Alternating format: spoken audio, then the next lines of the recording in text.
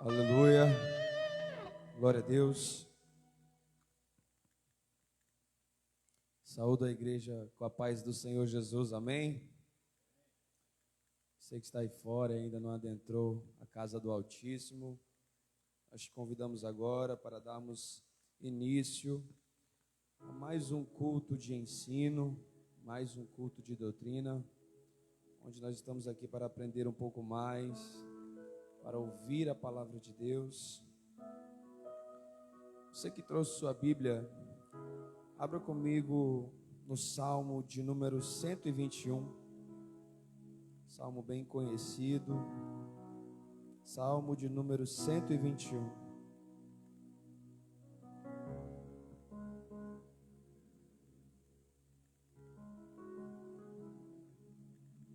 Aleluia. Quem achou diz amém.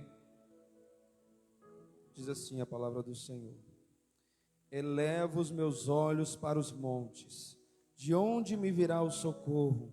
O meu socorro vem do Senhor, que fez o céu e a terra. Não deixará vacilar o teu pé. Aquele que te guarda não tosquenejará. Eis que não tosquenejará, nem dormirá o guarda de Israel. O Senhor é quem te guarda. O Senhor é a tua sombra à tua direita. O sol não te molestará de dia, nem a lua de noite.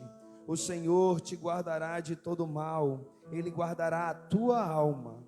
O Senhor guardará a tua entrada e a tua saída, desde agora e para sempre. Vamos orar, irmãos. Feche seus olhos, incline a sua cabeça. Neste momento agora eu te convido a esquecer tudo aquilo que você viveu durante esta semana, esquecer as dificuldades, esquecer aquilo que tem tirado de certa forma a tua concentração e abrir a tua mente e o teu coração para ouvir mais da palavra de Deus nesta noite, porque eu tenho certeza que o Senhor tem uma palavra para o teu coração nesta noite. Oremos. Senhor, Deus amado, misericordioso, maravilhoso é o teu nome, Senhor. Nós te louvamos nesta noite, Pai. Engrandecemos o teu nome, porque só o Senhor é Deus. E nós somos os teus servos, Pai. E estamos aqui para ouvir da tua palavra, Senhor. Para aprender mais um pouco, Senhor, daquilo que o Senhor tem a falar aos nossos corações. Pai, nesta noite, Senhor, recebe toda a honra, toda a glória, todo o louvor, porque só o Senhor é merecedor. Neste momento nós te entregamos, Pai, o primeiro e o último lugar deste culto, Senhor, porque é tudo para ti, ó Pai. Toma a vida dos teus filhos que vão louvar. Toma a vida do teu servo que vai pregar, Senhor. Usa ele, Pai, de uma forma sobrenatural. Derrama da tua unção, Pai, do teu poder, do teu discernimento, Senhor. Porque tu és maravilhoso, Pai. Nós te agradecemos pela oportunidade de estarmos na tua casa, Senhor. Nós te agradecemos pela oportunidade de ouvirmos a tua palavra, Senhor. Obrigado, Pai. Te entregamos, Pai, esta noite em tuas mãos. Este culto é para ti, Senhor, no nome santo do teu Filho amado Jesus Cristo. Amém e glória a Deus. Glória a Deus. Saudamos a amada igreja com a paz do Senhor, amém? Amém. Aleluia, Jesus. Seja louvado, meu Deus. Aleluia. Fique à vontade para adorar com as suas palmas. Vamos adorar nosso Deus. Aleluia, Jesus.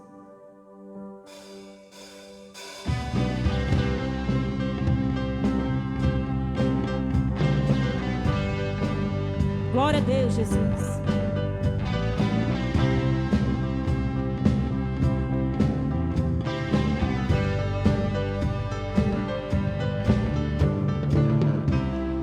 Nós clamamos ao Senhor,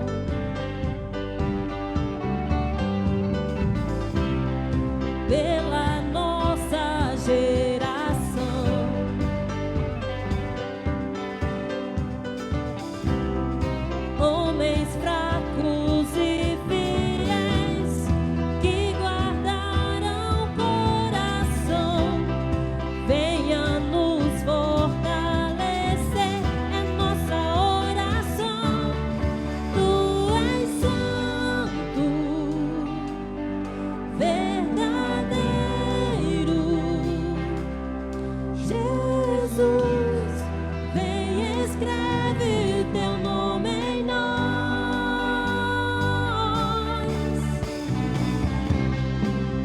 possamos todos nós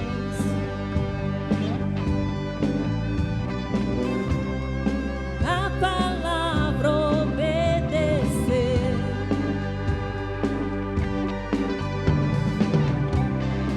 o teu nome não negar, pelo Espírito viver. Ninguém poderá fechar a porta que se abriu, e tu és santo, verdadeiro. Jesus, vem e escreve o teu nome em nós. Só contigo venceremos. Jesus, vem e escreve o teu nome em nós.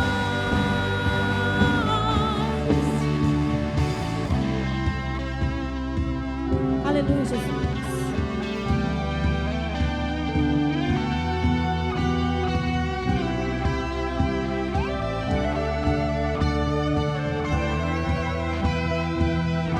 Não iremos desistir, nós vamos perseverar, resistindo até o fim. Com Jesus vamos morar, sem temor vamos seguir, confiando no Senhor, nossa força está em ti. Não iremos desistir, nós vamos perseverar, resistindo até o fim. Com Jesus vamos morar, sem temor vamos seguir, confiando no Senhor, nossa força está em ti. Não iremos desistir, nós vamos perseverar, resistindo até o fim. Com Jesus vamos morar, sem temor vamos seguir, confiando no Senhor, nossa força está em ti. Tu és santo, verdadeiro. Jesus, vem e escreve o teu nome em nós. Só contigo venceremos. Jesus, vem e escreve o teu nome em nós. Tu és santo, verdadeiro. Jesus, vem e escreve teu nome em nós. Só contigo venceremos. Jesus, vem e escreve teu nome em nós.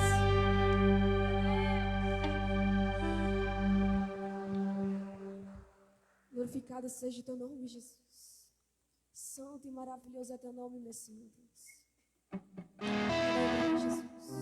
Vamos continuar louvando o nome do Senhor, Deus.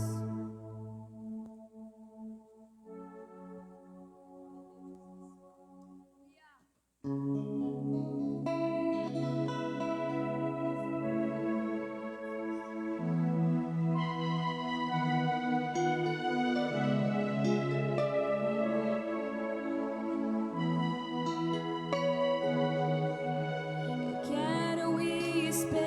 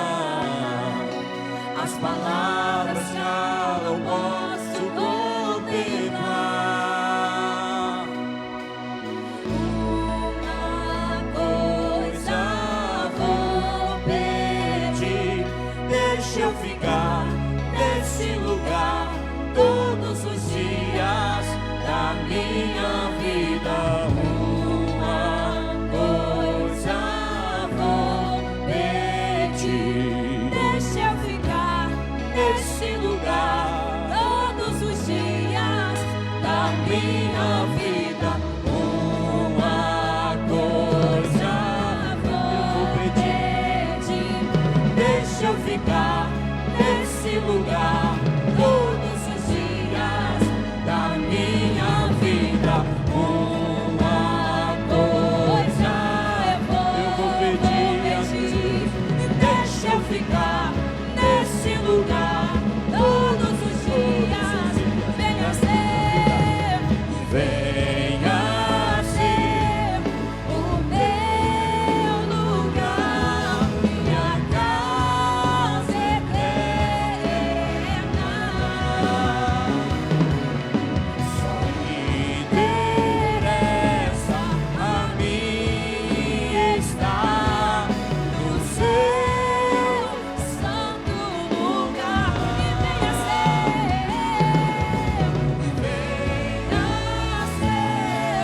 o meu lugar, minha casa eterna.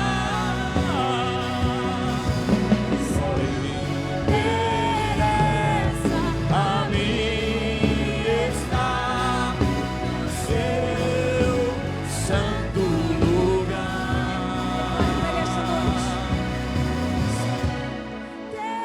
Interessa a mim estar no seu santo lugar. Só nos interessa estar na tua presença, Senhor.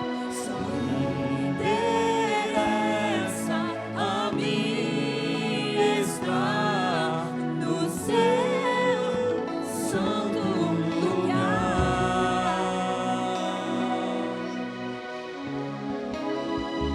Aleluia! Aleluia, Jesus. Aleluia. Nesse momento você pode continuar adorando ao Senhor com seus dízimos e suas ofertas. Aleluia, Jesus.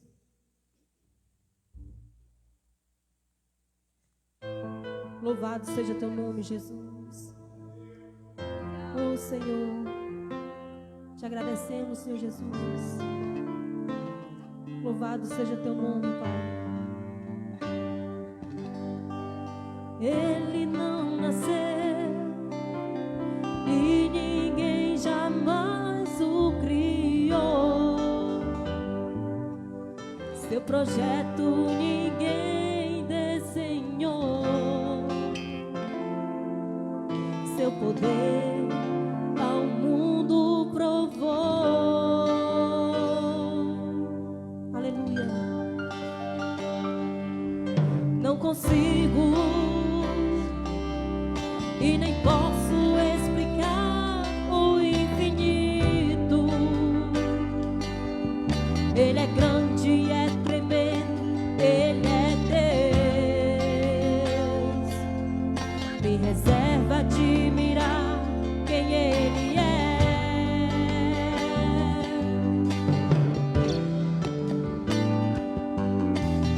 Rosa de Saron, lírio dos vales, estrela da manhã, raiz de Jessé, estrela de Davi, ancião de dias, príncipe dos céus. Ele estrala os dedos, relampeja os céus, ele mede a terra com apenas um braço. Quando ele assopra, faz o mar se abrir. Quando estende a mão, põe na palma o espaço. Quando anda, estremece, faz o inferno ruir. Com apenas um olhar, faz o diabo sumir. Creia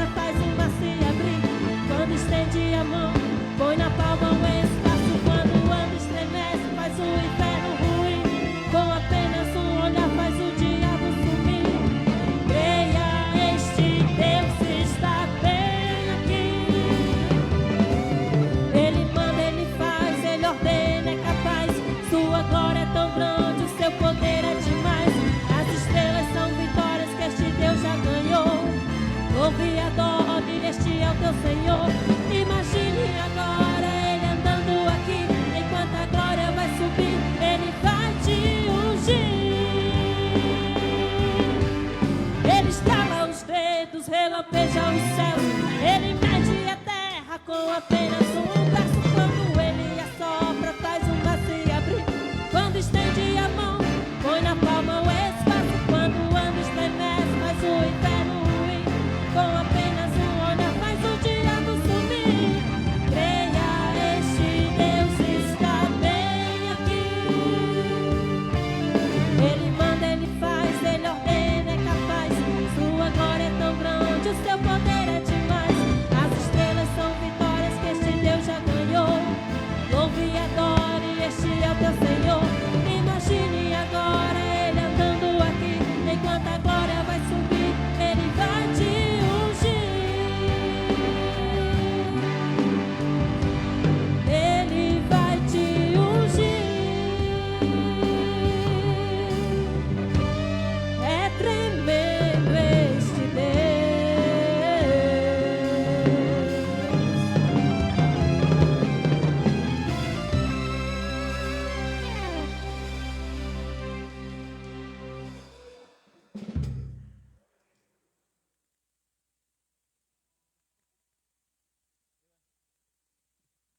Glória a Deus. Saúde a todos com a paz do Senhor, amém? O melhor lugar é esse, né, irmãos? Por mais que tenha lugares bonitos no mundo, mas o melhor lugar é estar na presença de Deus. Vamos orar, né? Senhor, meu Deus, Pai, obrigado, Senhor, por mais uma vez estar em tua casa, Senhor. Só temos a te agradecer, Senhor, por tudo que o Senhor tem feito em nossa vida. Te peço por cada ofertante, cada dizimista, Pai, que o Senhor venha abençoar poderosamente, que o Senhor venha abrir os celeiros, que o Senhor venha abençoar, Senhor. E aqueles que estão, Senhor, passando por momentos difíceis, dificuldade financeira, Senhor, que o Senhor possa abençoar cada um segundo, Senhor, o Senhor quer, Pai. Tudo aqui é para o mantimento da tua casa, Senhor. O Senhor não precisa de nada, mas a tua obra precisa. Então não desperta cada dia mais, ó Pai, que a gente venha ser, Senhor, doar mais para a tua obra com amor e com alegria, porque o Senhor veio aqui dar com alegria, Senhor. Então eu te peço em nome de Jesus, te agradeço. Amém.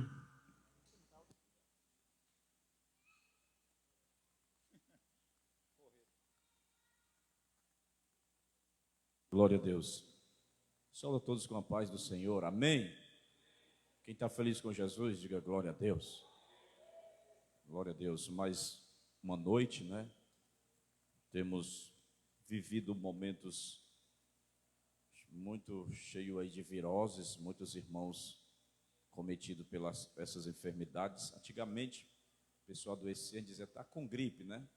Hoje é virose, né? É umas viroses esquisitas, né? Às vezes nem o catarro tem, né? Às vezes é só tosse, febre, não sei mais o quê. Cada coisa estranha acontecendo aí no mundo. Mas, graças a Deus, o Senhor tem nos dado graça. Estamos aqui. Alguns irmãos estão em casa se recuperando. Que o Senhor alcance cada um com curas, no nome de Jesus.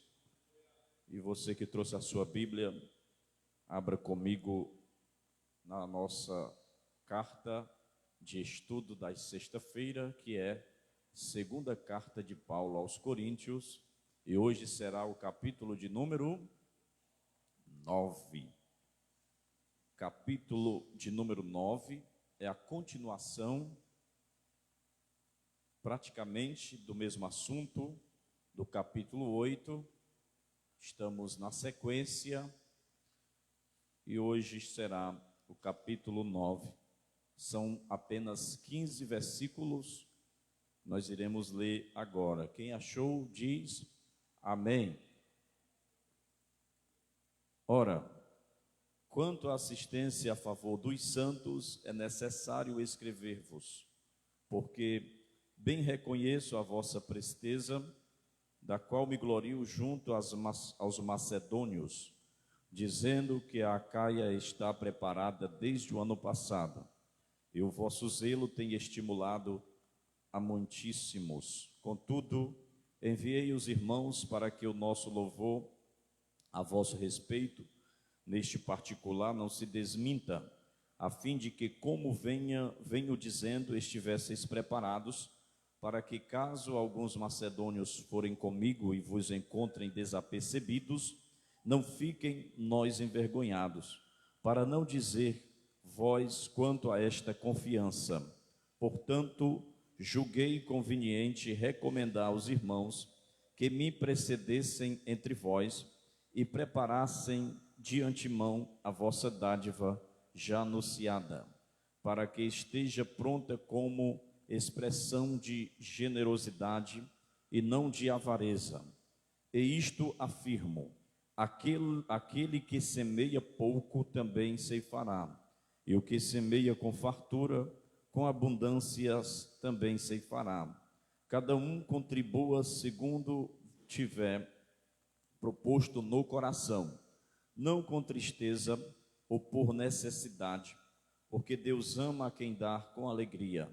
Deus pode trazer-vos abundar em toda graça, a fim de que, tendo sempre em tudo ampla suficiência, superabundeis em toda boa obra.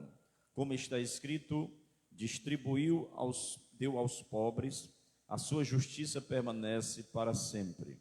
Ora, aquele que dá semente ao que semeia, e pão para alimento também suprirá, e aumentará a vossa semeteira e multiplicará os frutos da vossa justiça, enriquecendo-vos em tudo para toda generosidade, a qual faz que, por nosso intermédio, sejam tributadas graças a Deus. Porque o serviço desta assistência não só supre a necessidade dos santos, mas também redunda em muitas graças a Deus, visto como, na prova desta ministração, glorificam a Deus pela obediência da vossa confissão quanto ao Evangelho de Cristo e pela liberalidade com que contribuís para eles e para todos, enquanto oram eles a vosso favor, com grande afeto, em virtude da superabundante graça de Deus que há em vós. Graças a Deus pelo seu dom inefável. Aleluia. Feche um pouco aí os seus olhos mais uma vez. Vamos fazer uma rápida oração. Senhor Deus, nesse momento me coloco novamente diante da tua presença em mais uma noite deste culto de ensino, para expor a tua palavra, para aprendermos a tua palavra.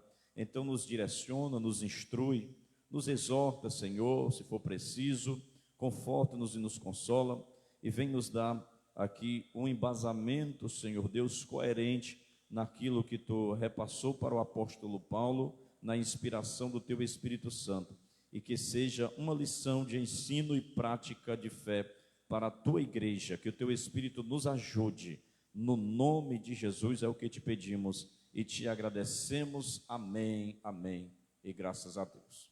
Pode sentar-se. Glória a Deus, estou feliz aqui em ver mais uma vez, né, o casal ali que sempre está nos visitando, irmão Everton, né? Irmão Everton, a irmã Amanda Thaís. A Amanda Thaís é aluna do nosso curso de teologia. Que sejam bem-vindos no nome de Jesus. Irmãos, hoje eu quero falar sobre o assunto ainda. Nós vimos uma filosofia sobre a contribuição cristã na semana passada, do capítulo 8, e hoje, na sequência, o capítulo 9, eu quero falar sobre a contribuição pela graça, tá? A contribuição pela graça. Nós estamos estudando já há um tempo as cartas de Paulo. Nós encerramos a primeira, entramos na segunda, estamos já quase assim do meio para o fim desta carta, né? Tem apenas mais 10, o 11, o 12 e também o 13, mas passa rápido, né? Observe que Paulo, ele está falando sobre algo muito importante, que é a contribuição. A evangelização e a ação social, elas caminham de mão dadas. É importante reprisar para os irmãos que Paulo, ele colocou no seu coração, ao ser enviado para a obra, ele fala isso em Gálatas, que ele colocou no coração também o intento de ajudar a pessoas que estavam necessitadas. E houve um período, na época do imperador Cláudio, de uma fome que assolou a Judéia. Essa fome foi profetizada em Atos dos Apóstolos por um profeta cujo nome era Ágabo. Ele faz algumas previsões, algumas profecias, dentre elas uma em que Paulo ia ser preso, e outra ele diz que haveria uma grande fome. E houve de fato uma grande fome e os crentes da Judéia estavam passando por necessidades. E ele pede ajuda aos irmãos da Macedônia e pede ajuda aos irmãos da igreja lá em Corinto. E os irmãos da Macedônia também passando por muitas dificuldades, por uma guerra contra o cristianismo, contra o evangelho, por uma escassez, porque Roma vilipendiou todas as fontes de ouro e minérios onde eles tinham lá. Eles estavam pobres, estavam sendo perseguidos em muitas lutas, mas mesmo assim eles não olharam para as circunstâncias e ajudaram, doaram aqueles irmãos que estavam passando por necessidade. E em contrapartida, Corinto, que era uma cidade muito próspera, com muitos portos comerciais, onde a economia estava sendo desenvolvida rapidamente, eles negligenciaram essa prática. E Paulo agora, ele escreve esta carta, e no capítulo 8 e 9, ele frisa bem isto para os irmãos, para exortá-los, para dizer que os macedônios estão dando exemplo para eles, onde eles deveriam ter continuado esta prática de ajuda. Paulo, ele coloca aqui a questão da contribuição, em 1 Coríntios, 2 Coríntios, ele fala sobre a contribuição para a obra de Deus e também sobre a contribuição para a ação social. Ele está pedindo a contribuição para a ajuda aos necessitados, aqueles irmãos.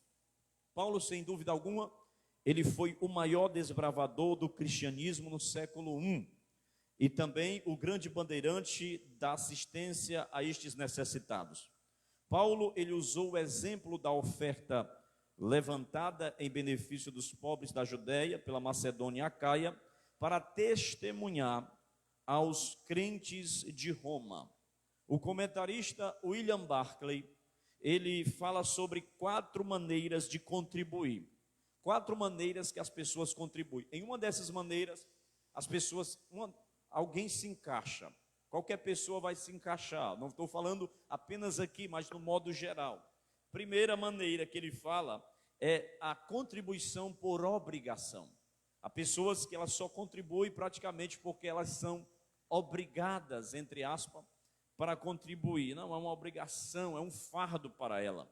Segundo, para agradar a si mesmo. Ela faz um ato de aparecer para agradar a ela e massagear o seu ego. Terceiro, para alimentar o seu orgulho. Ela se sente muito orgulhosa em contribuir. Quarto, pela compulsão do amor. Então, existe pessoas e pessoas que elas vão se distribuir entre essas 4 coisas, essas 4 maneiras de contribuição, né? Ou é pela obrigação, ou para agradar a si mesmo, ou para alimentar o seu orgulho, ou por amor. Ela contribui por amor. Primeiro ponto que eu quero falar aqui para os irmãos, porque o texto que nós vamos expor aqui mostra-nos 5 resultados da contribuição pela graça. Quem está me ouvindo, diga glória a Deus. Então eu quero trazer 5 pontos aqui e quero trazê-los sinteticamente para que nós possamos ter tempo de expor aqui. Primeiro ponto é: quando você contribui, sua oferta estimula a outras pessoas. Diga comigo: quando eu contribuo, minha oferta estimula outras pessoas. Dos versículos 1 a 5, melhor dizendo, Paulo vai falar sobre isso. Porque a disposição inicial dos crentes de Corinto em participar da oferta dos santos da Judéia encorajou as igrejas da Macedônia a ser surpreendentemente generosas. Corinto perdeu o entusiasmo quando passou um ano. E Paulo usa o exemplo das igrejas da Macedônia para despertá-los novamente.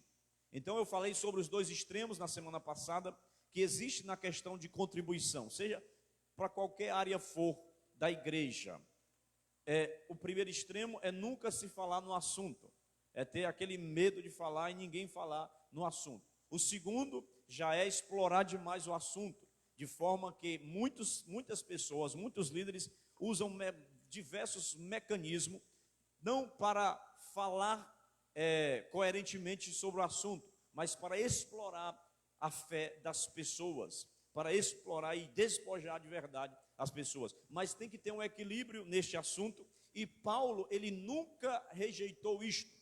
Paulo, ele deixava as claras a respeito da contribuição, e ele também disse que nunca mercadejou a palavra de Deus. Então, a contribuição para a causa de Deus, para a obra de Deus, ela é um assunto ou um tema bíblico, é uma pauta bíblica. Então, o que aconteceu aqui? Paulo, ele pede uma ajuda para os irmãos que estavam passando por necessidade. Então, Corinto começou a ajudar. Macedônia viu o exemplo de Corinto e começou a ajudar além do que eles poderiam. Eles não olharam para a circunstância, mas pelo amor ajudaram. Aí Corinto fez o quê? Recuou. Depois de um ano, cessou as contribuições. E de repente, Paulo vai alertá-los lá no capítulo 8, versículo 1 a 6, sobre isto. A palavra de Deus, irmãos, nos ensina e estimula-nos uns aos outros ao amor e às boas obras. Isto está em Hebreus capítulo 10, versículo 24. Não se trata aqui de uma imitação carnal, mas de uma estimulação espiritual. Nós estamos sempre influenciando alguém, seja com um grande ato ou com pequenos atos. Nós observamos que 4 pontos importantes aqui existe acerca da oferta. Primeiro lugar, nosso engajamento na obra de Deus estimula os outros. É o primeiro ponto que eu falei aqui, quando você contribui sua oferta, estimula outras pessoas. Então, primeiro subponto neste ponto principal é, nosso engajamento na obra de Deus estimula outras pessoas. Há pessoas que são influenciadas, pessoas que influenciam. Na obra de Deus sempre vai ter pessoas que vão influenciar outras pessoas, vai ter pessoas que vão se espelhar em outras pessoas. O ser humano em si, psicologicamente, sociologicamente falando, ele é um ser influenciável. Por exemplo, um médico, ele quer ser médico, às vezes porque viu o outro camarada ser médico. É essa profissão que eu quero seguir. Um engenheiro, da mesma forma, dentista, não é? Alguém que está pregando, você se espelha, pai, quando eu pregar, eu quero pregar igual esse camarada aí, ele está me influenciando, eu gosto do jeito que ele prega, a forma que ele prega. Se eu for pastor, eu quero ser pastor assim e tal. Se eu cantar, eu quero cantar desse jeito. Então, sempre no meio evangélico, também no meio secular, o homem, ele tem estes estímulos, estas influências. E Paulo gloriou-se dos exemplos dos coríntios junto aos macedônios, porque os macedônios viram eles contribuindo e quiseram fazer isto também. E quando a influência ela é positiva, glória a Deus, melhor ainda. Então, essa atitude inicial dos irmãos de Corinto despertou muitíssimos irmãos a abraçarem a obra de assistência aos necessitados da Judéia. Um exemplo positivo vale mais do que 1000 palavras. Quando abraçamos a obra de Deus, outras pessoas serão despertadas a fazer o mesmo. Quando não só na contribuição, quando nós buscamos a Deus, quando nós oramos a Deus, as pessoas, elas automaticamente, aqueles que têm sede de Deus, elas se espelham em nós. Pessoas até do mundo se espelham em nós. Eu já ouvi muitos testemunhos de pessoas dizer, olha, quando eu for ser crente, eu não quero ser que nem fulano. Deus me livre, eu ser crente igual esse daí, mas eu já vi muitas pessoas dizerem, no dia que eu for ser crente, eu quero ser igual o irmão fulano de tal. Porque ali é um crente de verdade. Ele dá exemplo, ele dá testemunho. Então, a mesma forma é quando você ajuda alguém, quando você contribui para a obra de Deus, quando você contribui para ajudar o necessitado, quando você faz um trabalho filantrópico, as pessoas olham e dizem, eu também vou ajudar. Eu achei bonito o seu gesto, eu quero fazer este gesto também. Segundo lugar, disposição e ação precisam caminhar juntas, ou juntos. Disposição, ação, é feminino. Precisam caminhar juntas. O ensino de Paulo é claro. Não basta disposição, é preciso ação. Nós não somos o que prometemos, mas o que fazemos. Você já viu aquela pessoa que promete, mas não faz nada? Aí eu vou orar e não ora. Eu vou para o culto, hoje eu vou, e não vai. Eu vou fazer determinada coisa, e não faz. Então, a disposição e a ação, elas são irmãs gêmeas, tem que andar juntos. Não se constrói templos, não se sustenta missionários, nem se assiste aos necessitados apenas com promessas e intenções, mas com ações concretas de contribuição. Observe, o caixa do supermercado, ele não vai quitar os seus cupons só para você dizer, rapaz, eu pretendia até trazer aqui o pagamento, mas eu tive que gastar o dinheiro com algo mais urgente. Aí tá certo, tem problema não, rapaz, ô, bichinho, né? Teve que gastar o dinheiro ali, pode passar aí, ele vai fazer isso. Então não basta só uma boa intenção, uma boa disposição para fazer. Se você não faz, não existe ação. Então Paulo está chamando a atenção desses irmãos. Terceiro lugar, a contribuição ela precisa ser metódica. Observe comigo o versículo 5. Quem está aí, diga aleluia. Portanto, julguei convenientemente recomendar aos irmãos que me precedessem entre vós e preparassem de antemão essa dádiva já anunciada, para que esteja pronta como expressão de generosidade e não de avareza. Em 1 Coríntios 16:1, Paulo ele já havia ensinado à igreja de Corinto que a oferta ela precisa ser periódica. Ele diz no primeiro dia da semana que ele ia chegar lá.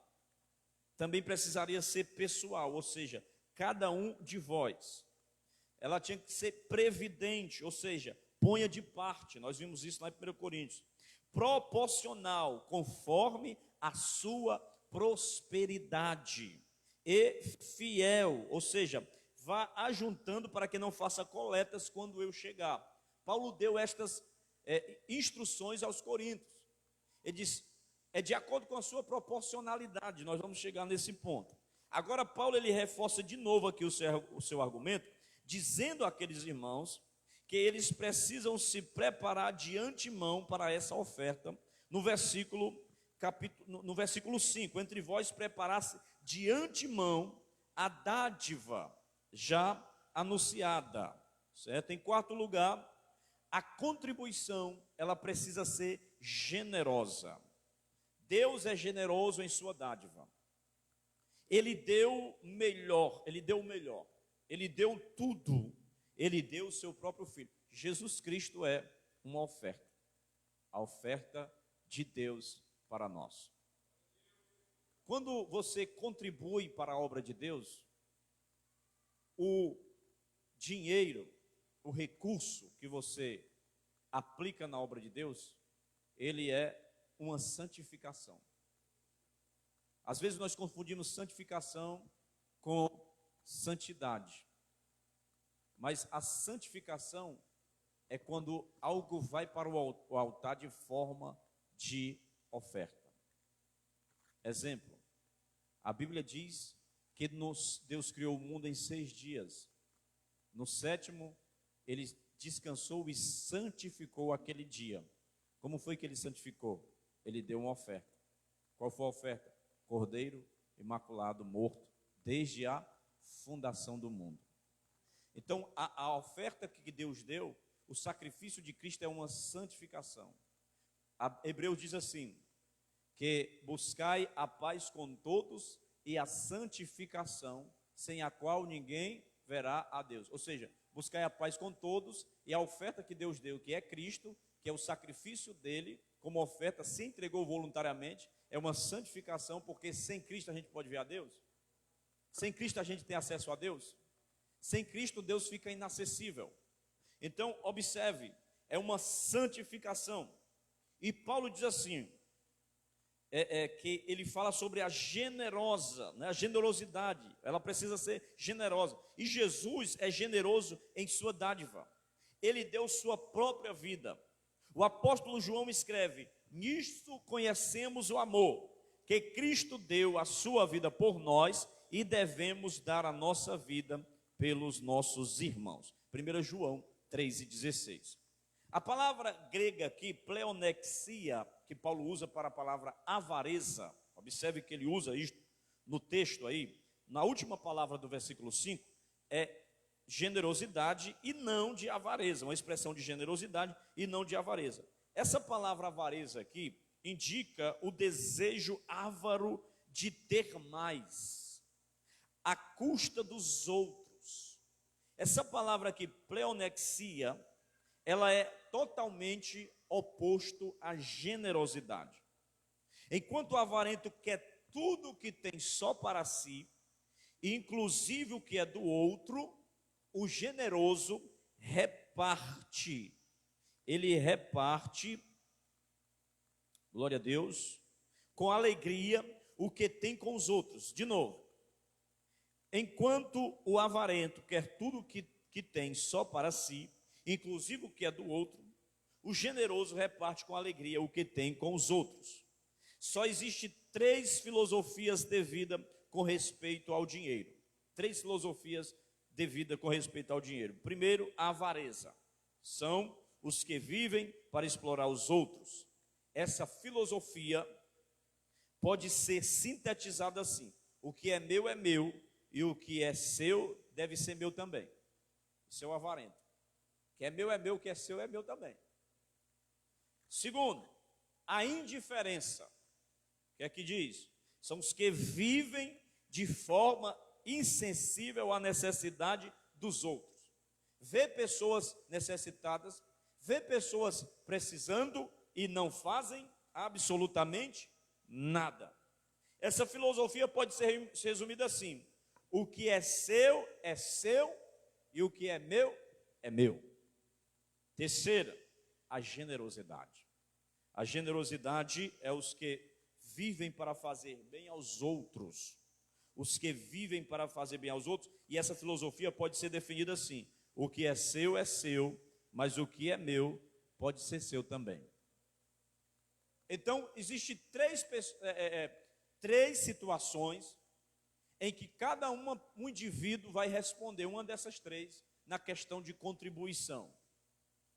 É a avareza, o que é seu, o que é meu e o que é seu deve ser meu. É a indiferença, o que é seu e é meu e acabou. Ou a generosidade, o que é seu, mas o que é meu pode ser seu também, eu posso repartir com você. William Barclay diz que nunca ninguém perdeu nada por ser generoso. De novo, nunca ninguém perde nada, irmão, por ajudar alguém, por contribuir com a obra ou por ajudar o necessitado, seja quem for.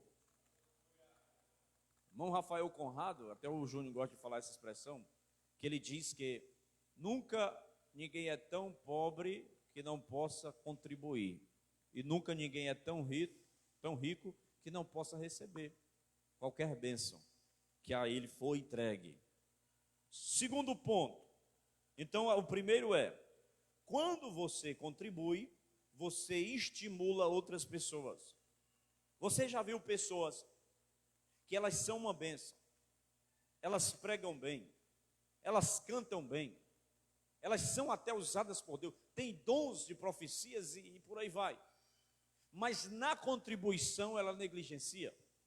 E você vê aquela pessoa, rapaz, homem de Deus, mulher de Deus, aí quando você descobre que ele não é um contribuinte generoso da graça de Deus, você fica triste com ele. E você acaba sendo desestimulado também. Porque a sua oferta, a sua contribuição, ela estimula outras pessoas. É a palavra que tem para hoje, viu, irmão? É igual a comida que tem hoje. Aleluia. Segundo, quando você contribui, sua oferta abençoa você mesmo. Diga comigo: quando eu contribuo, a minha oferta abençoa a mim mesmo. Olha o que aqui diz aí no versículo 6. E isto afirma: aquele que semeia pouco, também ceifará; o que semeia com fartura, com abundância também ceifará. Veja isto: nós somos os principais beneficiados quando contribuímos. Quanto mais contribuímos, mais temos. Quanto mais semeamos, mais colhemos. Quanto mais abençoamos, mais somos abençoados. O apóstolo oferece-nos 4 importantes princípios acerca da contribuição neste texto em apreço. Ou seja, todas as vezes que você retém as bênçãos e as dádivas de Deus, é complicado. Mas quando você libera, aí Deus manda mais. Você já ouviu falar no Mar Morto? Na Bíblia fala o seguinte, diz assim, o óleo, no Salmo 133, quão bom, quão suave é que os irmãos vivem em união, né? Porque é como óleo precioso, que vem sobre a cabeça, a barba de Arão, as orlas das suas vestes, como o Monte Hermon, ali Deus ordena a sua bênção, o orvalho que cai no Monte Hermon. Aí tem o Monte Hermon lá em Israel, vem o orvalho, na época de inverno, cria-se neve, o pessoal esquia lá, tem uma época do ano, apesar de ser muito quente em Israel, até mais do que o semiárido nordestino, lá neva, tem época que neva. Aí o pessoal anda de esqui e tal, aí depois vai derretendo aquela neve, aquele gelo, e vai descendo aquela água e entra nas correntes do Rio Jordão. Aí vem na corrente do Rio Jordão, aí do Rio Jordão entra pelo lago chamado Mar da Galileia, ou Mar de Genezaré, né? E quando chega ali no Mar da Galileia, que na verdade não é um mar, é um lago bem grande, uma extensão muito, muito grande. Aí do Mar da Galileia, ela deságua para dentro do Mar Morto. Ou seja, veio do Monte Hermon, pegou no leito do Rio Jordão, depois veio para o Mar da Galileia, do Mar da Galileia vai para o Mar Morto. Quando chega no Mar Morto, para. Ele não devolve para mais ninguém. Retém e acabou. Mas observe que no Mar da Galileia tem muitos peixes, mas no Mar Morto não tem. Porque já está dizendo, o Mar Morto não tem vida. Porque ele não deságua para mais ninguém. Tem pessoas que é assim, irmão. Elas são como um Mar Morto. Ela tem 50 pares de sapato e quer mais. E às vezes tem uma pessoa precisando, ele não tem coragem de dar. Ele só tem 2 pés. Isso que o meu nome, centopeia, né? Às vezes tem blusas, vestidos, camisa, ou masculino ou feminino, dependendo do gênero. E tem irmãos que estão precisando, necessitado. E ele é apegado àquilo, não quer distribuir, não quer abençoar uma pessoa. Mas quanto mais você abençoa, mais você é abençoado. Teve um homem, o nome dele era William. Qual era o nome dele? William. Um americano, século XIX. Ele começou uma empresa, uma fábrica de sabão, e ele encontrou um senhor cristão, e o senhor cristão crente, né, o homem, veterano na igreja, olhou para ele e disse, rapaz, você quer prosperar no seu negócio? Sim, senhor, vou lhe dar um conselho. Não se esqueça da obra de Deus. Não se esqueça da causa de Deus. Não se esqueça das pessoas necessitadas. E ele contou, dentro da Bíblia, como era que ele fazia uma contribuição. Ele disse, pois, eu vou fazer esse negócio aí. Da fábrica de sabão, ele começou a ajudar a obra dos rendimentos. Ele começou a dar o dízimo. Aí ele chamou o contador dele, a empresa cresceu um pouquinho, chamou o contador dele e disse, você vai criar uma conta, e essa conta é a conta do Senhor, o nome dela vai ser conta do Senhor. E todos 10% do rendimento todo da empresa, você vai colocar nessa conta. O contador olhou para ele e disse, sim, pode colocar nessa conta, porque vai ser o meu dízimo. Quando foi no segundo ano, ele colocou 20%. Porque a empresa cresceu. Terceiro ano, quarto ano, ele colocou 30%. Depois 40%. 50%. O nome do homem, William Colgate, dono da Colgate Palmolive. Talvez você conheça esses produtos, talvez tem até no banheiro da sua casa, né? Colgate e Palmolive. Ele foi o homem que mais prosperou no século XIX. Não estou inventando, isso está na história. Ele foi o homem que mais prosperou no século XIX, porque ele seguiu o conselho de um irmão para abençoar a obra de Deus. E ele faleceu, os filhos dele deram continuidade à empresa e também, da mesma forma que eles aprenderam com o pai, eles também abençoam até hoje a obra de Deus. Então, muitas vezes, nós queremos reter as coisas, porque nós temos uma visão muito assim para nós. Nós não ampliamos a nossa visão.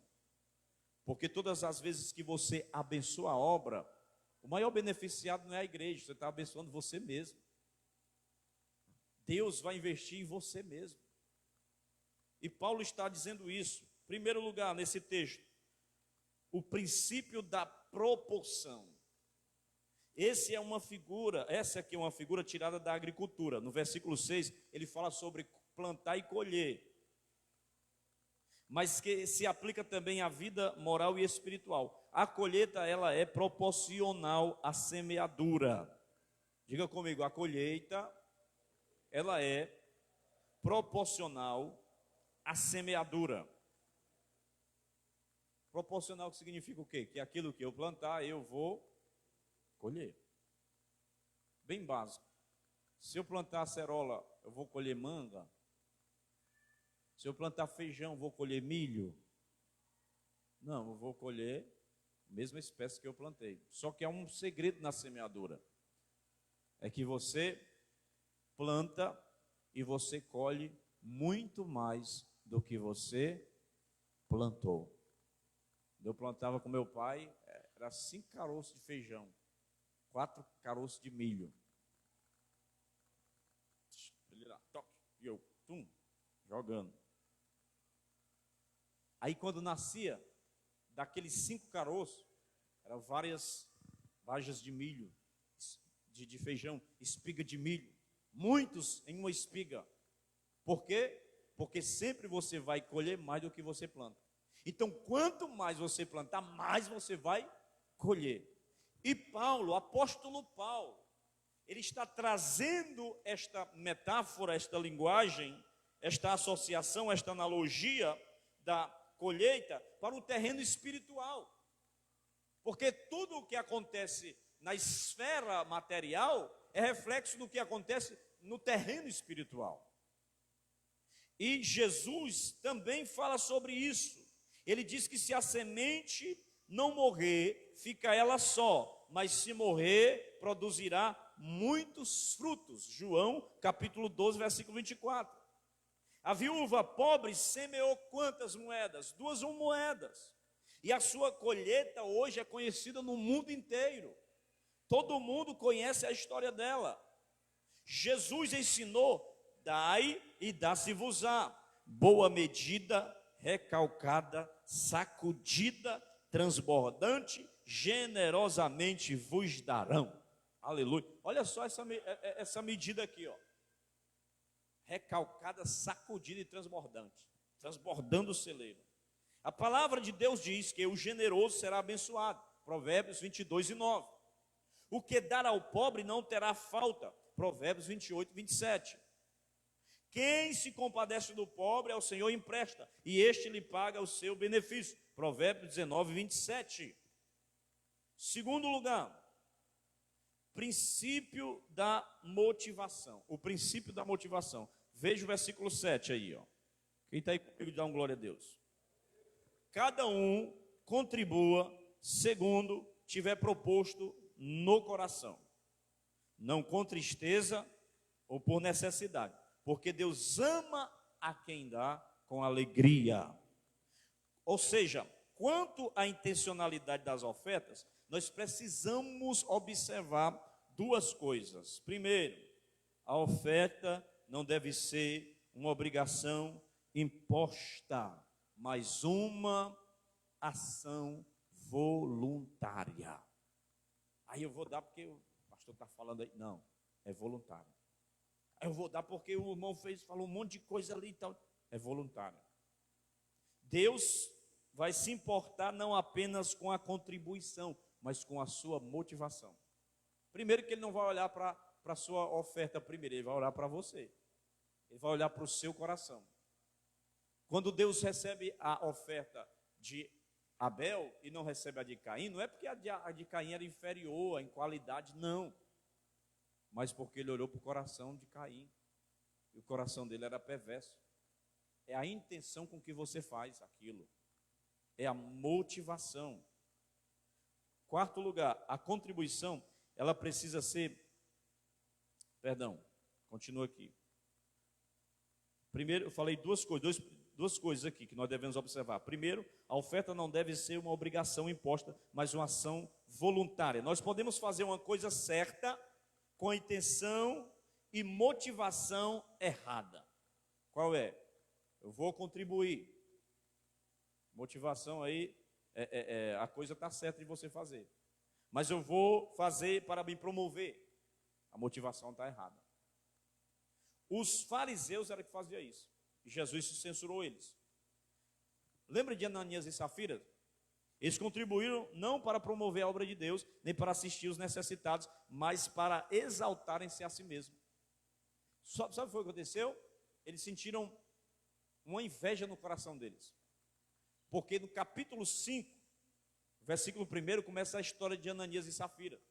Mas no capítulo anterior, no capítulo 4, termina com Barnabé depositando dinheiro aos pés dos apóstolos, dando ofertas generosas. Aí o que acontece? Eles veem Barnabé fazendo isso, mas a motivação deles foi errada. Além deles doarem e reterem algumas partes lá, eles mentiram para Pedro. E o que aconteceu? Eles morreram. Foram fulminados na época da graça, no Novo Testamento. Nossa contribuição deve ser resultado da graça de Deus em nós e não a causa dela por nós. É o resultado da graça de Deus. A oferta dada não é dada com tristeza, mas com alegria. O William MacDonald diz que é possível contribuir e fazê-lo sem alegria. É possível contribuir sob a pressão de um apelo emocional ou um público constrangimento. Há pessoas que andam por aí, eles constrangem as pessoas. Eles fazem apelo emocional. Eles exageram na dose. Começa dizendo assim, vamos com 10. Quem tem 50? Agora quem tem 100? Vai lá para frente, né? Quem não tem, traz aí o relógio. Traz aí a aliança. Pode chamar a polícia, é um assalto isso aí. Tem deles que pegam um lençolzão desse tamanho assim, ó. Vamos embora. Não é por constrangimento, irmão. Não é com tristeza. É com alegria. Não devemos contribuir por necessidade nem por tristeza. Eu tenho que contribuir, né? Porque está precisando aqui fazer algumas coisas na igreja. Não é por necessidade. Mas com alegria, com fidelidade. Eu até falei semana passada, mas você já viu os irmãos da África, como é que eles ofertam? Pois veja lá no YouTube, é cheio de vídeo dos cultos dele. Eles vêm pulando, eles vêm se alegrando. E olha, é a África, um país que passa por muitas dificuldades, mas eles contribuem com coração puro. Eles pulam, eles louvam.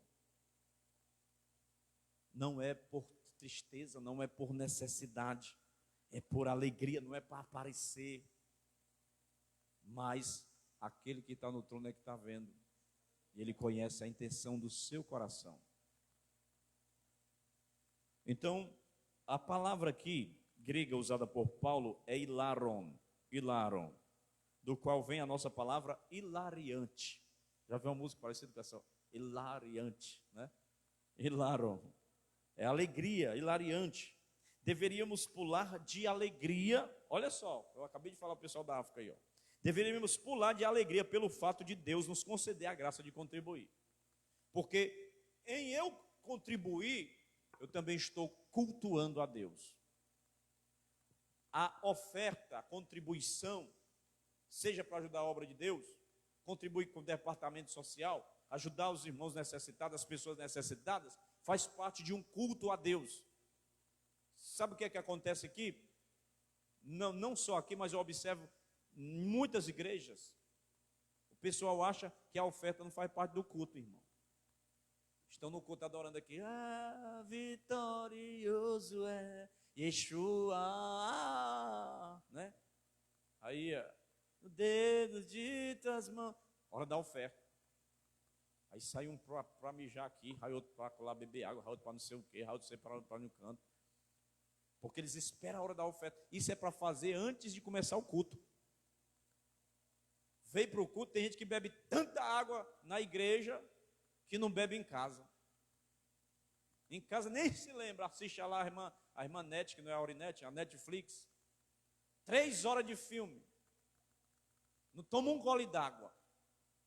Mas na igreja parece que está com um radiador desarranjado. Não estou negando água não, tem água aí, Zé Sarfó com o bebedouro ali. Tem um poço d'água aí. Mas não é, você já percebeu isso?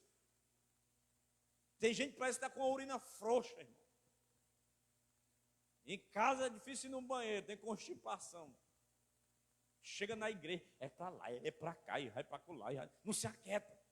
Na hora da oferta, principalmente. Para passar nesse corredor, na hora que o irmão está orando pela oferta ali, naquele portão ali da cantina, você for entrar lá, as crianças para subir, é difícil. Está cheio de gente ali. Escolhe a hora da oferta para fazer isso. Então você chegou na igreja, vou ficar com sede, vou tomar logo água.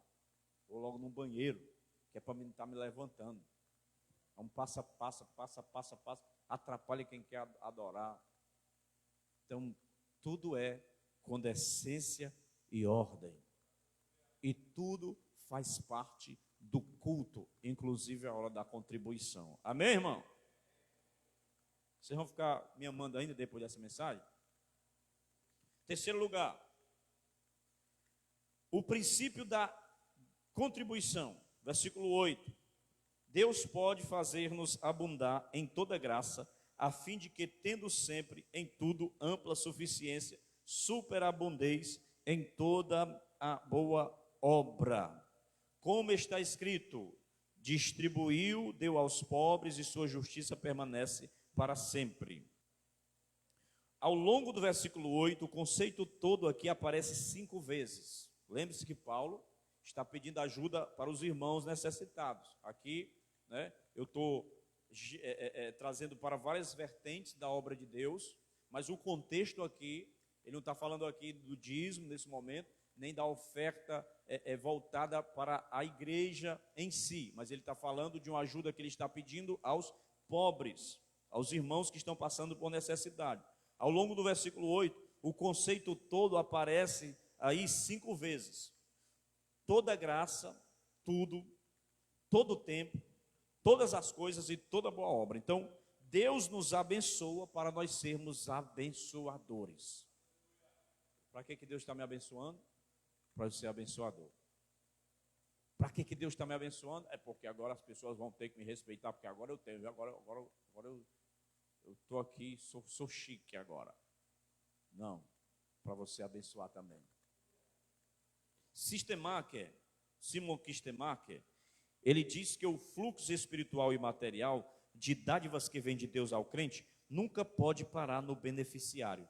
Deve ser passado adiante para ajudar outros na igreja e na sociedade.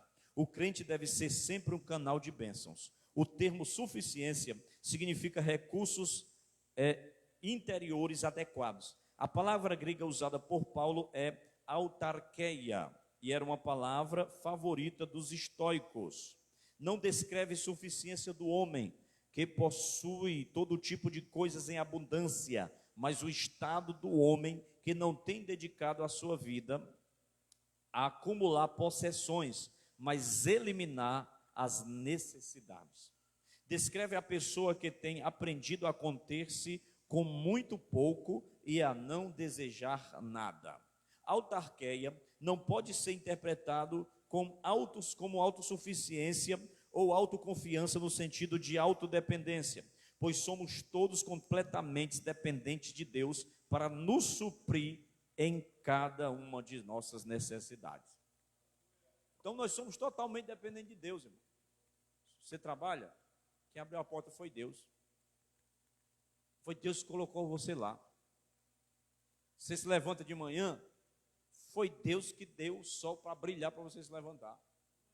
Foi Deus que lhe deu energia para você acordar, tomar um banho, se arrumar, tomar um lanche ali bem rápido e ir trabalhar em disposição. Tudo vem de Deus, tudo é dele. Então, a Deus diz que dele é o ouro e dele é a prata. Então, se dele é o ouro e dele é a prata, ele distribui e dá para quem ele quer. O homem não tem ouro e nem tem prata não, irmão. Quem tem é Deus. O homem tem um papel pintado, o pessoal chama de dinheiro, que é um instrumento de troca. Mas Deus, quando ele deu o homem os reinos, teve um que ele não terceirizou. Teve um que ele não deu. Ele disse que o homem ia ser proeminente, ser o cabeça, Keter no hebraico quer dizer coroa da criação. Ele estava sobre tudo, né, dominando ali. Ele tinha autoridade sobre o reino vegetal, as plantas, as árvores e etc. Deus deu a ele autoridade e entregou a ele o reino animal. O homem vai, caça e tal, e a gente come frango e carne, né, picanha, glória a Deus, nunca chegou ainda, mas não vai dar certo. Reino animal. Mas o reino mineral Deus não deu. O reino vegetal, ele disse para o homem, está lá, subjugar ele, trabalhar nele. O reino animal da mesma forma, mas o reino mineral, Deus disse, meu é o ouro e minha é a prata. Aleluia. Em quarto lugar, o princípio da provisão, versículo 10. Vamos rápido. Ora, aquele que dá semente ao que semeia, quem é ele? É Deus. E pão para alimento também suprirá e aumentará a vossa sementeira e multiplicará os frutos da vossa justiça. Olha que promessa. Aleluia. Glória a Deus. O apóstolo Paulo, ele deixa claro que tudo vem de Deus, pois é ele quem dá a semente ao que semeia. Merendou hoje, foi porque ele te deu. Almoçou hoje, foi porque ele proveu na sua vida. Tomou café à tarde, foi porque ele deu a você. Porque é ele quem dá semente para o que semeia e dá pão para o que come. Paulo, ele está aqui, ele ensina que quanto mais damos, ele ainda está ensinando isso, mas temos para dar, pois Deus é quem aumenta a nossa sementeira e multiplica os frutos da nossa justiça, irmão. Então, observe isto, ele dá dois tipos aí. Primeiro, diga assim comigo, semente e pão. De novo, semente e pão. A semente, o pão é o fruto da semente. Só que ele dá as funções. Ele diz que a semente é para plantar e o pão é para comer. O que é que acontece que muita gente faz? Come a semente. Tem pessoas que estão engolindo a semente assim. Aí, Senhor, repreende o devorador, o migrador, o cortador, a família toda está lá em casa. É ele mesmo que está comendo a semente. Por exemplo, a pessoa, ela vai abrir um negócio para ela. Ela pega ali um montante lá de dinheiro, e aquele dinheiro é para pagar as contas dela? Não, é para investir na empresa, que abriu a empresa. Se sair pagando conta, se sair comprando, aí eu vou abrir um negócio, vou fazer ali um crédito amigo, um negócio no banco, um crediário, não sei o quê. Aí o banco libera aquele dinheiro lá. Aquele dinheiro lá não é o pão para comer, é a semente para plantar. Porque se ele pegar aquilo ali e sair comprando televisão, iPhone, não sei mais o quê, a empresa vai, ó, e o empréstimo, eu juro, ó, puf, aí depois, ó, pum, na cabeça. Aí depois, pastor, ore por mim, mas eu vou fazer uma promessa, passei o cartão ali 58 vezes, eu fui passar, não tinha mais, porque não tinha mais limite, estourou tudo. É o Satanás. Não, comeu a semente. Aí, ele estoura tudo. Ou então, quando a empresa começa a andar, começa a vir o recurso, aí ele acha que tudo está entrando na empresa dele. Ainda é a semente. Não é assim, vocês que têm empresa aí? Ainda é a semente. Aí vai existir uma coisa chamada prolabore. Prolabore é o quê? É o salário do proprietário, que não é tudo que entra na empresa. Então, ele tem que ser um bom administrador, porque senão a semente vai-se embora com tudo. Nem pão sobra mais. E o que é que está faltando na vida de muita gente? Administração, organização, porque eles deixam o Senhor por último. Aí aqui, paguei aqui, não sobrou para Jesus, não sobrou para a obra de Deus, não se planejou, não se programou, se esqueceu daquele que dá energia a ele para trabalhar e saúde para ele, está comendo a semente. Toda vez que o homem come o que é de Deus, ele se dá mal. Lembra de Adão? Adão, aqui as árvores, viu? Meu filho vai comer tudinho aqui do jardim, você come. Agora essa aqui é a minha parte, viu? Isso aqui não é invenção de pastor, não é invenção do apóstolo Paulo. Isso aqui é um princípio desde o início, irmão. Você não vai comer isso aqui, porque esse aqui é de quem? É meu, é minha árvore. Foi como fez? Comeu o que é de Deus. Quando ele come o que é de Deus, se dá mal. Foi o que Deus fez com Josué, pessoal de Israel. Josué, a primeira cidade vai ser minha, as primícias vão ser minhas. Porque Deus, ele não terceiriza, irmão. As primícias é para ele. Eu lembro que a minha mãe e o meu pai sempre me ensinaram a contribuir. Na época do Fernando Henrique, em 99, ele instaurou esse programa social e da Bolsa Escola, né, que depois foi Vale Gás, Bolsa não sei mais o que, hoje é Bolsa Família, aí ninguém sabe mais nem qual é o nome, mas é um programa social aí. A gente ganhava, a gente ia para a escola, meu filho vai para a escola, que você não perdeu o benefício. E quando tiraram era R$15 na época. Tirou o dízimo do senhor, viu? R$1,50. Mas é pouco demais. O que vale é a fidelidade, não importa a quantidade. Mas eu ganhei tão pouco assim, mas o que vale é a tua fidelidade, irmão. E a gente estava lá. Aí, na época, a Assembleia de Deus, antigamente, não sei se ainda faz hoje, eles liam, no culto de ceia, no final, o relatório de todo mundo que era dizimista, eles faziam isso. Aí, mas se fosse hoje, a confusão era grande, né? Mas, pelo contrário, na época, era um privilégio, irmão. A gente ouviu o nome da gente como dizimista. A mulher do pastor ia lá e falava. Aí quando dizia, Antônio Adinael Pereira Silva, minha mãe me incentivava. A primeira célula mais novinha para o dízimo, para Deus, porque Ele quer as primícias. Aí Deus disse o quê? Josué, a primeira cidade que vocês conquistarem, não toque no despojo, porque é meu. Despojo de guerra, todas as riquezas da cidade que eles pegavam. Entrega para consagração e santificação ao Senhor. Aí o que aconteceu? Um gaiato se meteu no meio para pegar aquilo que era de Deus. Como era o nome dele? Acã. Uma capa babilônica. Achou bonita a capa babilônica. Meteu a mão do que era do Senhor. Aí lá vai o Josué, derrubou Jericó e tal. Aí chegou na cidade menor, que era Ai. Até o nome é pequeno, mas é doloroso. Ai. Perderam a guerra. E Josué, pai, o que está acontecendo? A gente venceu aqui a Jericó, que era uma cidade que, segundo o historiador, os muros andavam 3 tanques de guerra um do lado do outro de largura. E essa cidade pequena a gente perdeu. Aí Deus chama Josué, diz, Josué, sabe o que é? É porque mexeram no que é meu. Toda vez que o homem mexe no que é de Deus, ele perde a batalha. Ele perde a guerra, ele se dá mal. Tem anátema no meio aí. Aí ele pegou todas as famílias, parou tudo, chamou. Quem é? Aí Acã, não, é porque eu vi entre os despojos aí uma linda capa babilônica, e eu peguei, furtou. O que aconteceu? Na época o negócio era mais pesado. Foi queimado ele e a casa dele todinho. Pegou e mexeu no que é de Deus. Todas as vezes que mexemos no que é de Deus, nós nos damos mal. E eu não estou falando nem apenas só de contribuição, é tudo. Essas pessoas que estão mexendo na menina dos olhos de Deus, vão se dar mal, irmão.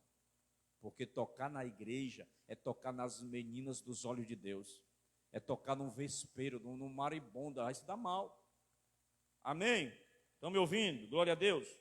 Princípio da provisão. Aí o que é que ele diz? Que o Senhor multiplicará os frutos de justiça. Irmão, eu pego essa palavra e libero para você. Deus vai multiplicar. Deus vai multiplicar frutos na sua casa. Fruto de justiça, fruto material, fruto espiritual. Ser apenas fiel a Deus. Não olha a circunstância, quem é que vai falar, quem é que vai não sei o quê. Seja fiel a Deus. Não estou falando de ser fiel a mim, ser fiel ao irmão. Não, é fiel a Deus, a obra de Deus. Porque Deus não fica devendo nada para ninguém. Ele dá a medida certa, recalcada, sacudida e transbordante. E como Paulo fala lá em Filipenses, porque o Deus que eu sirvo suprirá todas as vossas necessidades. Ah, mas o tempo é de crise, ele vai suprir. O tempo é difícil, a inflação, ele vai suprir, meu irmão.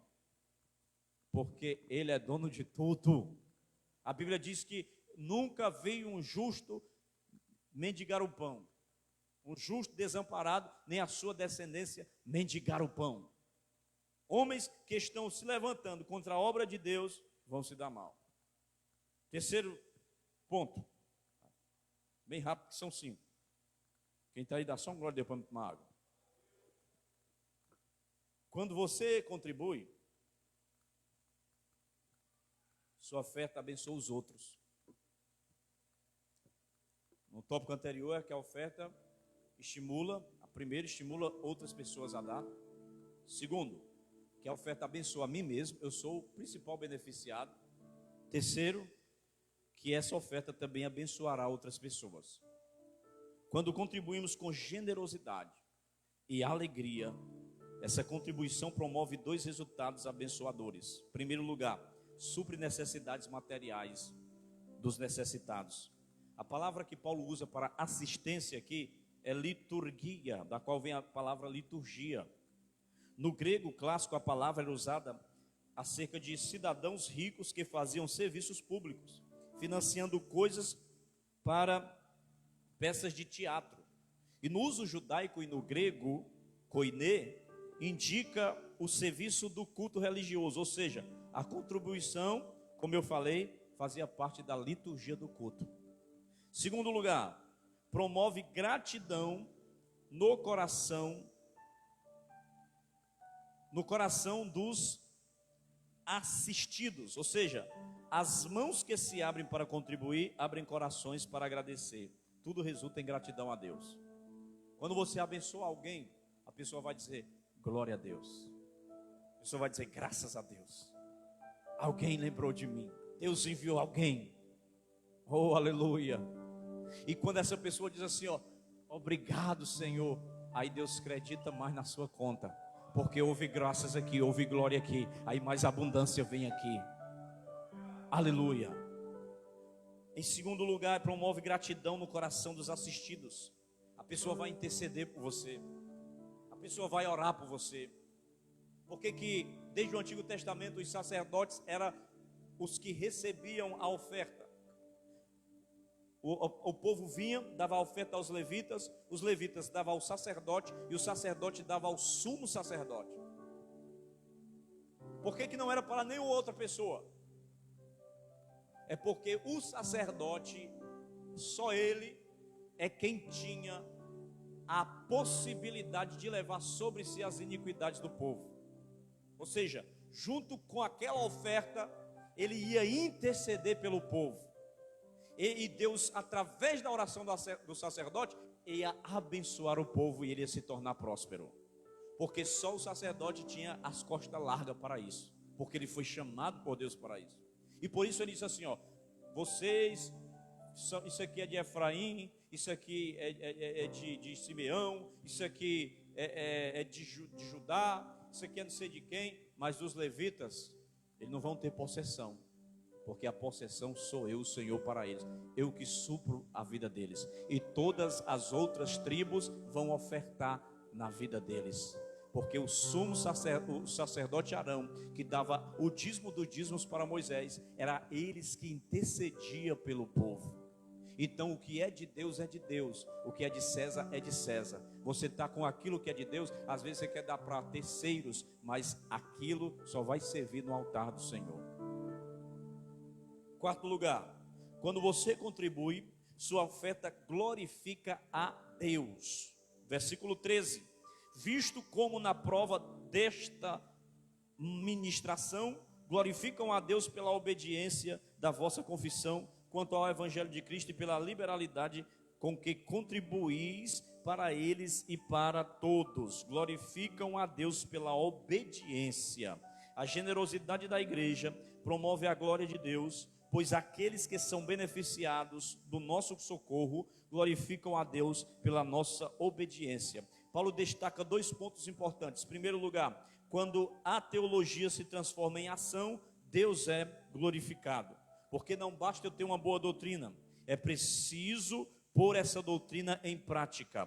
A palavra homologia, confissão, usada por Paulo, refere-se à terna confissão objetiva que tem que ver especialmente com confessar a Cristo ou ao ensino de sua igreja. Então, quando contribuímos, nós estamos confessando a Cristo o ensino e mostrando que a obra vai continuar. E mostrando que o amor vai prosseguir, que a comunhão vai prosseguir, que a obra de Cristo vai continuar. Ou seja, quando se depositava ali aos pés dos apóstolos, Pilatos, Caifás, aqueles homens ali, eles deram dinheiro para os soldados para mentir, para dizer que Cristo não tinha ressuscitado. Ou seja, eles ofertaram, subornaram os guardas para que a mensagem da ressurreição não fosse adiante. Mas lá em Atos, eles depositavam oferta para os apóstolos, para que o evangelho continuasse. Ou seja, quando nós contribuímos na casa de Deus, quando nós abençoamos a obra de Deus, é um recado que nós estamos mandando para o reino das trevas. O evangelho vai continuar sendo pregado, a igreja vai continuar sendo mantida, o pastor vai continuar pregando, o Anaildo vai continuar tocando, a energia vai continuar sendo paga, porque eu quero que essa mensagem continue, porque a minha oferta também abençoa outras pessoas, que vai poder chegar aqui, receber a palavra, receber o evangelho, receber a salvação, o alento de Deus na alma. Aleluia! Muitas coisas dependem de Deus, mas essas coisas dependem de nós.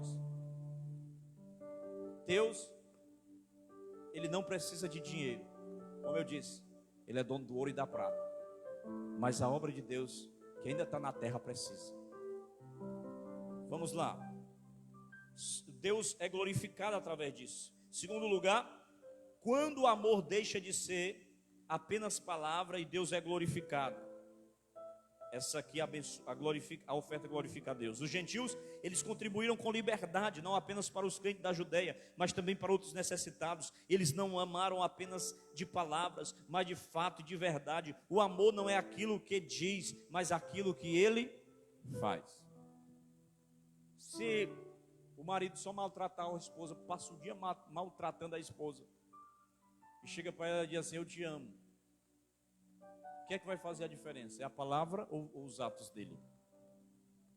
Se a mulher passa o dia infernizando a cabeça do marido,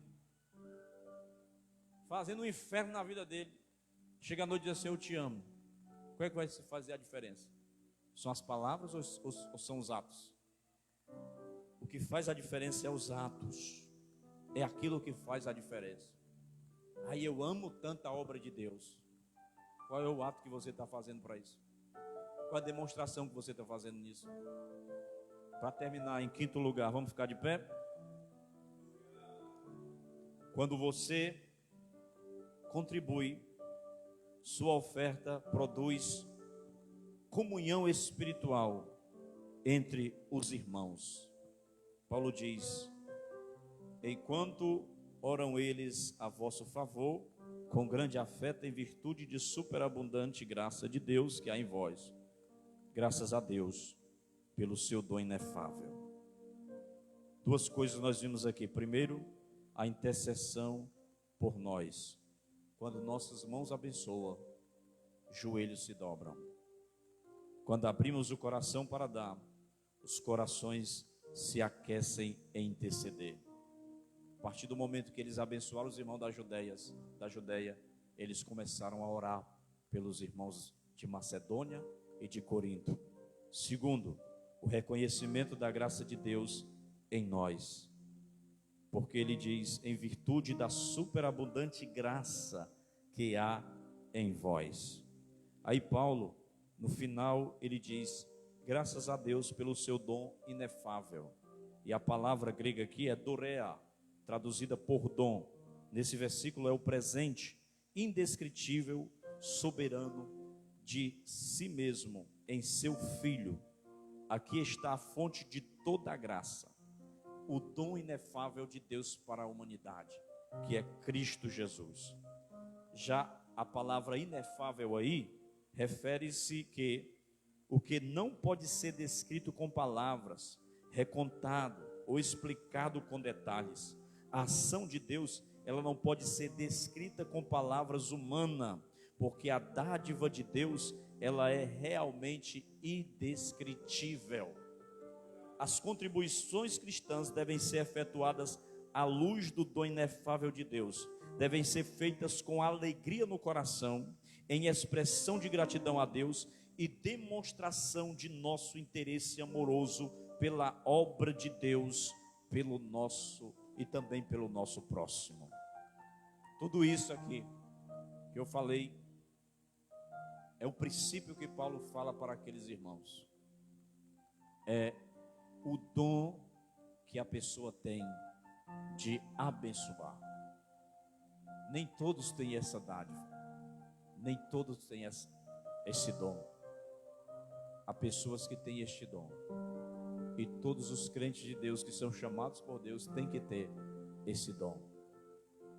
Não é por força, não é por violência, não é por técnicas manipuladoras, não é aquilo além daquilo que a Bíblia diz, não é por mercadejamento da palavra, mas por fidelidade, por gratidão, por reconhecimento que nós temos pela oferta maior que recebemos, que foi Jesus Cristo, que morreu para nos salvar e nos levar para o céu. Fecha os teus olhos. Senhor, nós te agradecemos por esse momento. Muito obrigado pela ajuda do teu Espírito Santo. Que essa palavra trabalhe nos nossos corações, na nossa mente, na nossa alma. Que nós não fiquemos apenas no campo da especulação, mas que nós venhamos agir, ajudar o nosso irmão. Se nós temos e podemos ajudar e aquela pessoa está necessitada, nós fazemos isto, aquilo que tu nos ensinou, que mais bem-aventurado é dar do que receber. Ensina-nos, Senhor, a pegar a semente, plantar esta semente num terreno fértil, para que venha dar muitos frutos multiplicados de justiça, porque plantar é comigo, mas multiplicar e fazer crescer e brotar é com o Senhor. Fica conosco, nos dá uma noite de paz, tranquilidade, no nome de Jesus. Quem crê, aplauda bem forte. O Senhor abençoe todos os irmãos. Eu quero só avisar os irmãos que nós não temos mais o cartãozinho, já foi distribuído todos, graças a Deus. Mas eu ainda tenho 10 que eu estou vendendo ali, né? Os irmãos que pegou para vender, né? Ainda tem para vender, não tem mais para dar para quem quer pegar para vender, né? Eu já fiz o pedido das cadeiras, não tem mais volta, né? Já mandei para lá, mandei logo porque tem mais pedidos na frente, né? Então já para ir cortando ferro, essas coisas. E até lá a gente vai dar essas entradas no nome de Jesus. nós vamos ter a nossas cadeirazinha aqui, bem bonitinha para a glória de Deus. E lembrando os irmãos, que foi, graças a Deus, além do que a gente pensou. Porque teve irmãos que pegou e vendeu, e pegou mais para vender. Então, a gente fez para 150 pessoas. Mas como houve mais vendas, a gente tem que ter mais ingredientes para fechar as 200 feijoadas, né? Por 200 pessoas nessa base.